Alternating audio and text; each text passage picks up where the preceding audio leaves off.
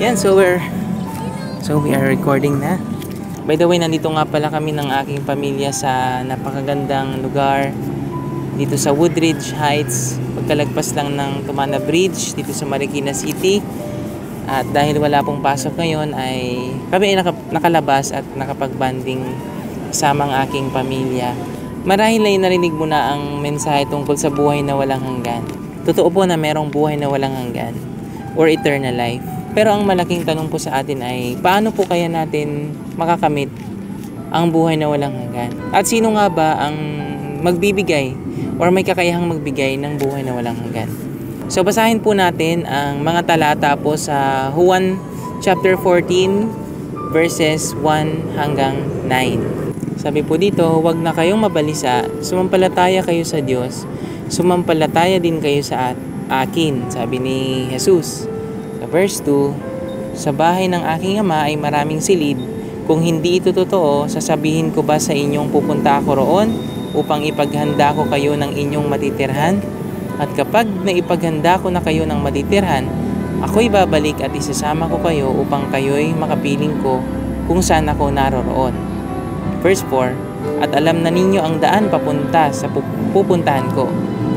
Verse 5, sinabi sa kanya ni Thomas, Panginoon, hindi po namin alam kung saan kayo pupunta. Paano naming malalaman ang daan? Sumagot si Jesus, verse 6, Ako ang daan, ang katotohanan at ang buhay. Walang makakapunta sa Ama kundi sa pamamagitan ko. Sa unang-una po sa verses 1 to 3, ang Panginoong Jesus po dito ay nagsalita at ipinapakita sa atin ng Panginoong Jesus na merong buhay na walang hanggan po. Sabi po ni Jesus na sa bahay ng kanyang ama ay maraming silid at ipinaghandaan niya po ang ating matitirhan doon.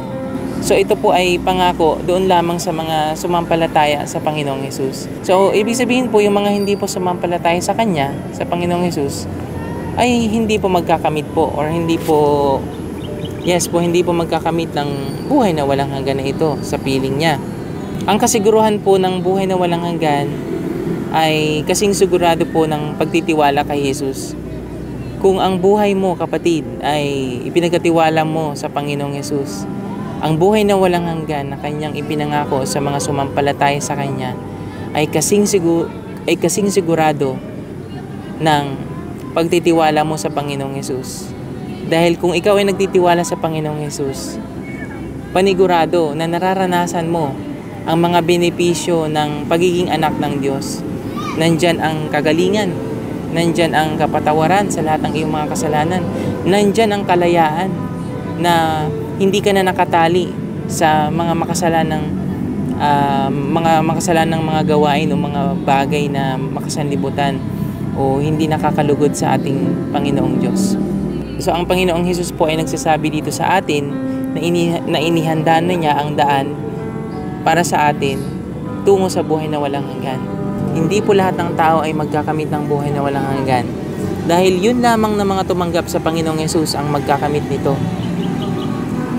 So, in other words po, ang tangi magiging hadlang na lang para hindi matanggap ng isang tao ang buhay na walang hanggan na libreng inaalok ng Panginoong Yesus ay ang hindi pagtanggap sa Kanya, sa Panginoong Yesus bilang Panginoon at tagapagligtas at ang hindi paniniwala sa Kanyang mga sinasabi. So sa mga salitang sinabi ng Panginoong Jesus, iisa lang po ang tinutukoy na buhay na walang hanggan po dito, and that is walang iba po kundi ang makapiling ang Panginoong Diyos sa langit. Yes po mga kapatid, meron pong langit na naghihintay po sa atin kung tayo ay sasampalataya sa Panginoong Jesus. Pero po, kung meron din pong langit, meron din pong impyerno na naghihintay sa mga hindi sumampalataya o hindi maliligtas sa pagdating ng paghukom ng Diyos. O kapag tayo ay namatay na hindi tayo sumampalataya sa Panginoong Yesus, panigurado po na impyerno po ang kalalagayan natin or kababagsakan natin, which is nakakakilabot po. Dahil sinasabi po sa Biblia na sa impyerno po ay wala na pong pahinga. Araw at gabi, sinusunog ang katawan at kaluluwa.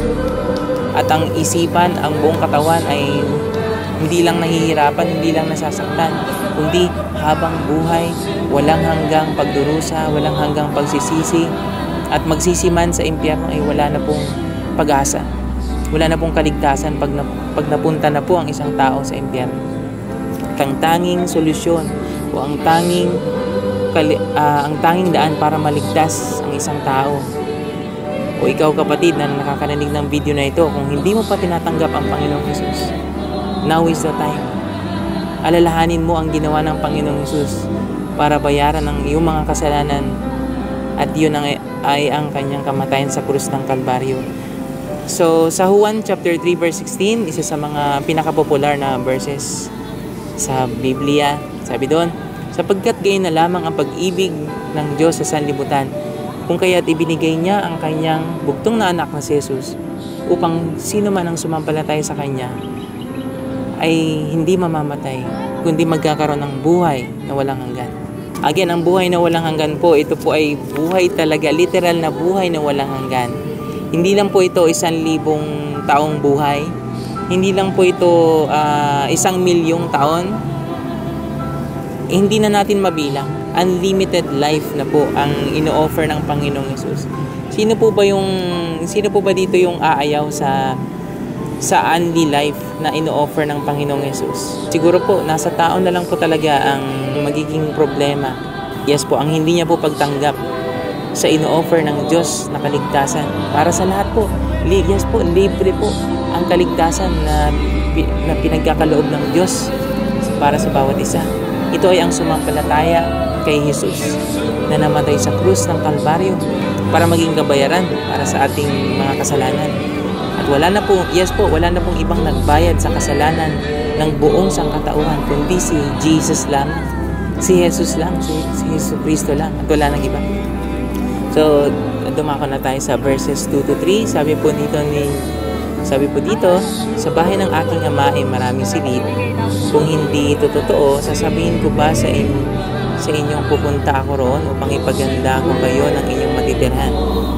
So dito po mga kapatid, sinasabi po ni Jesus na siya ay paparoon upang ihanda ang lugar para sa atin, at siya ay babalik pong muli. Yes po mga kapatid. Yes po. Si Jesus po ay malapit na pong bumalik.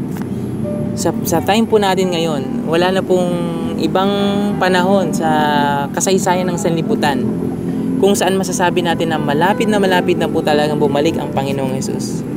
Kung noon pa man po, sinasabi na ng mga apostol, ng mga nagsulat ng Biblia, na yes, malapit na ang pagbabalik ng Panginoong Hesus. Sa time po natin ngayon, how much closer are we?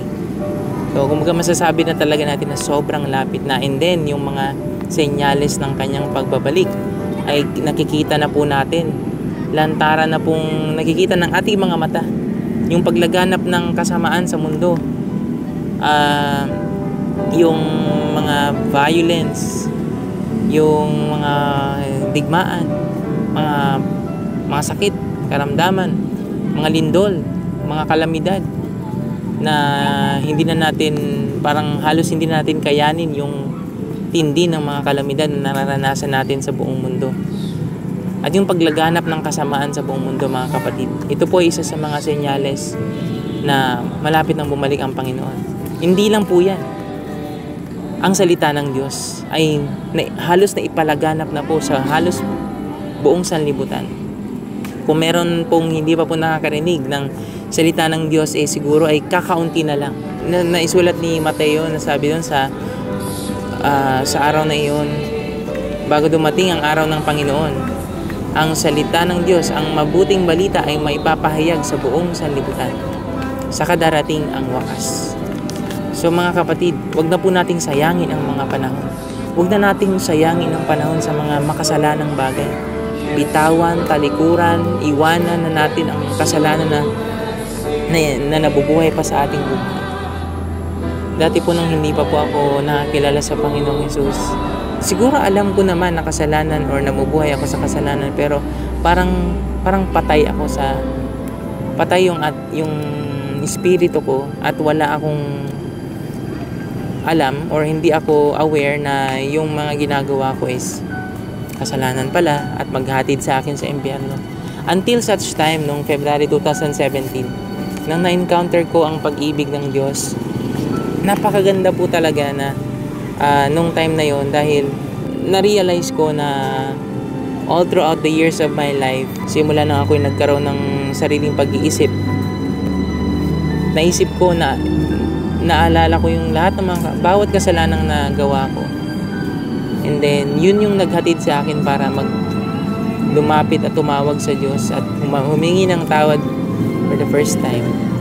Natanggap ko ang pag-ibig ng Diyos, natanggap ko ang kapatawaran niya, naligtas ako simula noong 2017. At purihin ang Diyos, hanggang sa mga sandaling ito, ini-enjoy ko pa rin ang benefits ng pagiging anak ng Diyos. At patuloy pa rin akong nagpapaturo sa Panginoon. Patuloy akong mananampalataya hanggang wakas. Hanggang sa mga huli kong hininga, hindi mawawala sa diwa ko, sa isip ko, sa puso ko, ang ginawa ng Panginoong Hesus para sa akin. Kaya ikaw, kapatid, kung hindi mo pa nasusumpungan ang Panginoong Hesus, ang pag-ibig ng Diyos, na mahal ka ng Diyos. Yes, kahit namumuhay ka sa kasalanan, namumuhay ka sa paglalasing, namumuhay ka sa pagsisinungaling, namumuhay ka sa panloloko ng ibang tao, namumuhay ka sa pagsamba sa mga Diyos-Diyosan, namumuhay ka sa pagiging makasarili, sarili mo lang ang iniisip mo. Yes, ito po yung lahat ay kasalanan, hindi po kita hinuhusgahan, kapatid. Pero alam ko for sure na alam mo ang buhay mo. Ikaw lang at ang Diyos ang nakakaalam. Kung hindi man alam ng ibang tao ang buhay mo or ang mga kasalanan ginagawa mo, ikaw at ang Diyos ang nakakaalam. Kaya, kapatid, huwag mo nang hintayin ang araw ng bukas. Dahil baka bukas, wala na tayo. Baka hindi ka na umabot ang bukas. At alam niyo po, ang isa sa natutunan ko po is, ang pagsisisi po ay isa sa mga powerful emotions, isa sa mga pinakamatinding emosyon na kapag naranasan ng isang tao, yung pagsisisi po or regret is hindi na po pwedeng i-rewind. Hindi na siya pwedeng balikan pa para baguhin ulit yung bagay na pinagsisihan niya.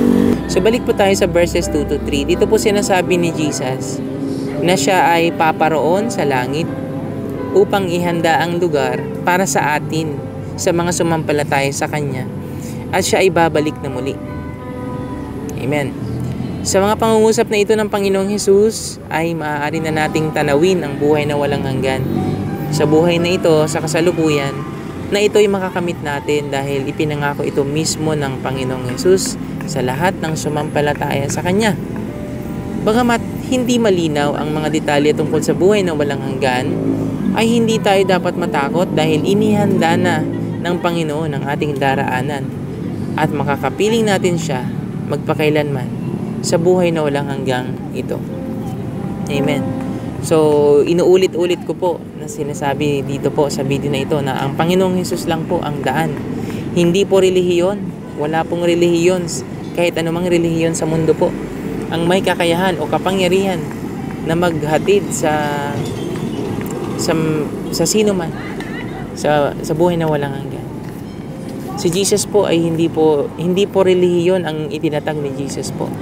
Ang itinatag po ni Jesus po ay church or iglesia, the called out ones, ang mga tinawag, ang mga hinango ng Diyos mula sa mundong ito na nabubulok, or mula sa mundong ito na naluluma, namamatay at gugunawi or hindi, wawasakin ng Diyos ng apoy, patungo sa buhay na banal or buhay na namumuhay sa kabanalan. Yun po yung ibig sabihin po ng church. And although sa ating secular world po, hindi po natin maiiwasan po na i-label po yung mga belief systems, yung mga paniniwala, mga pananampalataya as a form of religion. Pero po, sinasabi ko po sa inyo mga kapatid, nasa Jesus po, hindi po relihiyon ang sinasabi niya na gawin mo yung relihiyon or umanib ka sa relihiyon na yan at maniligtas ka. mapupunta ka na sa langit. Hindi po yun ang tinuturo ng Diyos, kundi ang tinuturo ng Panginoong Jesus po sa atin dito is, ako ang daan. Sabi ni Jesus, ako ang daan, ang katotohanan at ang buhay. Walang sino mang makakapunta sa Ama, kundi sa pamamagitan ko. So, yun po ay napakatinding claim po ni Jesus, at kapag pinanghawakan or pinaniwalaan po natin ito, panigurado po, 101% sure po na sa langit po ang punta natin. Hindi po maaring magkamali si Jesus, mga kapatid. Baka po iniisip po ninyo na, hindi, paano ko naman malalaman na totoo yung sinasabi ni Jesus? Well, kaya nga po, di ba, kung gusto po talaga natin na makamtan ang buhay na walang hanggan, may condition po. Hindi naman po sinasabi ng Lord na, okay, lahat ng tao, kahit na hindi sumampalataya kay Jesus, sa Panginoong Jesus, ay magkakaroon ng buhay na walang hanggan. Meron pong kondisyon. Meron pong kondisyon ang Diyos. Yes po, libre po ang kaligtasan, libre po ang buhay na walang hanggan na ino-offer ng Panginoong Jesus. Pero may kondisyon. Kailangan mong sumampalataya sa Panginoong Jesus. Paano natin malalaman ang daan patungo sa Diyos, mga kapatid? Ito po ay sa pamamagitan lamang ni Jesus at wala na pong iba. Hindi ng kahit anumang relihiyon sa mundong ito. Si Jesus lang ang daan dahil siya ay Diyos at tao at the same time. At siya lang ang nag-alay ng kanyang buhay. Siya ang perpektong inalay ng Diyos para sa kasalanan ng buong sanlibutan. Dahil si Jesus po ay walang kasalanan. Siya po ay inako niya po yung kasalanan na meron na kasalanan natin. Kasalanan ng buong sanlibutan. At inalay niya ang kanyang buhay upang siya'y mamatay sa krus para tubusin tayo sa ating mga kasalanan. Kapag tayo po ay nagkipag-isa kay Jesus, ang buhay natin ay nakakonect or nakaugnay na sa Diyos. So, can you just imagine, mga kapatid, kaibigan, ikaw, kung ang buhay mo ay hindi pa nakakonect kay Jesus or hindi ka pa nakaugnay sa Panginoong Jesus. Napakahirap po ng buhay na ganyan. Napakalungkot at walang contentment. Laging ang dinedesire mo ay mga makamundong bagay, yung magpapasaya sa iyong laman, sa iyong sarili, at wala kang pagnanais na mapasiya ang Diyos. Lagi lang pansariling kasiyahan kapag ang buhay mo ay wala pa sa Panginoong Yesus. Ang lagi mong hinahanap ay ang pansariling kasiyahan lamang, which is nakakalungkot. And kaya ko po nasasabi ito dahil naranasan ko po ito nung wala pa ang buhay ko sa Panginoong Yesus. Lagi ang hinahanap ko ay makamundong kasiyahan. Kung saan yung mga masasayang bagay, doon ako. Inuman, barkada, galaan, kung saan-saan, na hindi ko alam na hindi pala siya nakakalugod or hindi natutuwa ang Diyos kapag tayo po ay namumuhay na hindi konektado sa Kanya or hindi tayo hindi nakadugtong o hindi nakaugnay ang ating buhay sa Panginoon. So kapag ipinagkatiwala mo ang iyong buhay kay Jesus, ikaw ay malayong makalapit sa Amang nasa langit. Ikaw ay magiging anak din ng Diyos kapag ikaw ay nagtiwala kay Jesus. Kapag tinanggap mo siya at pinaniwalaan mo yung ginawa niya sa krus ng Kalbaryo para sa mga kasalanan mo, na si Jesus ay naipako sa krus. Hindi dahil siya ay nagkasala, kundi dahil sa iyong mga kasalanan, kapatid. Kaya kapatid, habang narinig mo yung mensaheng ito, alalahanin mo ang ginawa ng Panginoong Jesus para sa mga kasalanan mo.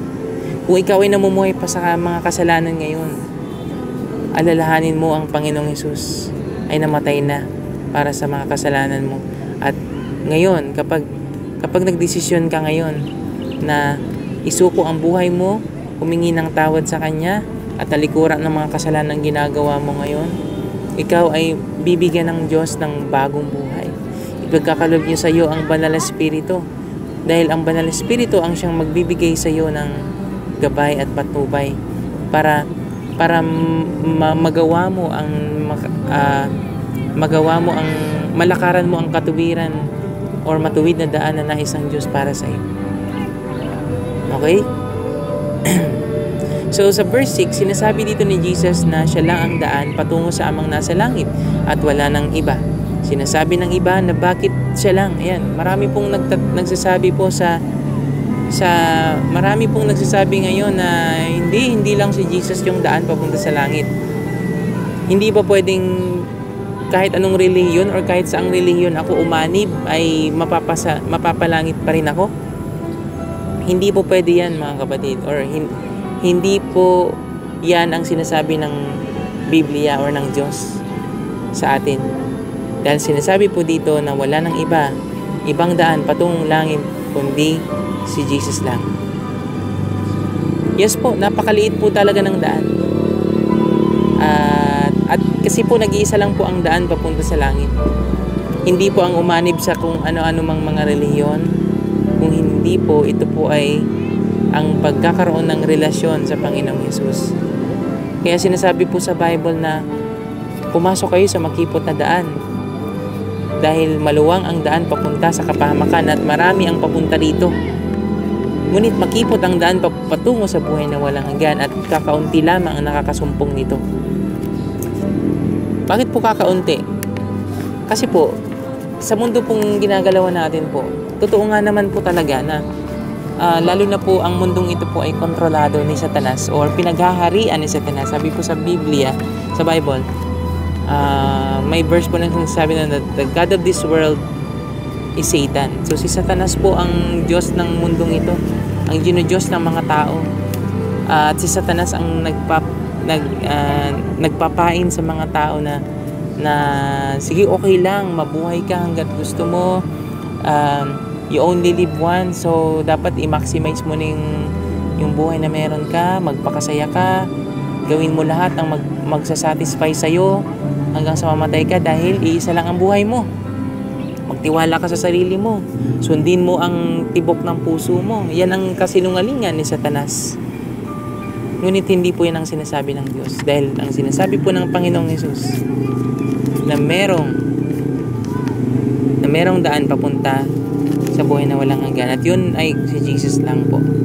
At makipot ang daan pong ito dahil iisa lang po ang daan papunta sa langit. Nakasulat po yan sa Matthew 7 verses 13 to 14. Ngunit ito pong maganda, mga kapatid, dahil po yung daan po na ito papunta sa buhay na walang hanggan, bagamat ito po ay makipot, ito po ay bukas, laging bukas hanggang sa kasalukuyan. Kahit ngayon po, ito po ay bukas po para sa lahat. Bukas para makapasok ang kahit na sino man. Bukas po ang kaligtasan hanggang sa mga sandaling ito, mga kapatid. At para kanino po ang kaligtasan ito? Or sino po ang maaaring makapasok sa makipot na pintuang ito? Or sa nag-iisang daan na ito? Patungo sa buhay na walang hanggan sa langit? Ang sagot, kahit na sino man po na willing or handang talikuran ang mundo, handang talikuran ang kasalanan, alang-alang sa pagsunod sa Panginoong Hesus. Yan po, napaka bold po ng statement po na yan, and yet napakatotoo po. Napakalaking katotohanan po nito. Hindi mo pwedeng sundin ang Panginoong Hesus kung hindi mo kayang bitawan ang mundong ito. Lahat ng mga pinaghuhugutan ng pride, lahat ng pinaghuhugutan ng pagre-rebelde sa Diyos, lahat ng mga makasalanang mga bagay, mga Diyos-Diyosan, kung hindi natin yan bibitawan lahat ng mga bagay na yan, hindi natin masusunod ang Panginoong Hesus. Kaya po, yan po ang number one na requirement. Kung nais po natin na talagang porsigido tayo na magkamit ang buhay na walang hanggang ito, at hindi masayang ang buhay natin, na pagdating ng judgment day, na pagdating ng mamatay na tayo, nasusunugin tayo dun sa apoy ng impyerno, ay ang seryosohin natin ang ating pagsunod sa Panginoong Hesus, na talagang kahit na anong mangyari, lahat ng mga area sa buhay natin, sisiguruhin natin na matatapyas, matatanggal, mabibitawan, mawawala ang lahat ng mga makasalanan, mga masasamang mga bagay na hindi nakakalugod sa Diyos. Kumbaga, kung in other words po, lilinisin po talaga natin completely. Lilinisin completely sa grasya at tulong ng Diyos ang ating buhay. At mamumuhay tayo ng may kabanalan at may katwiran. ng may pananampalataya sa Panginoong Hesus at sa kanyang salita. Muli nga po pala, Kuya RJ, ito nga po pala ang RJ's Ride and Share. Paalam.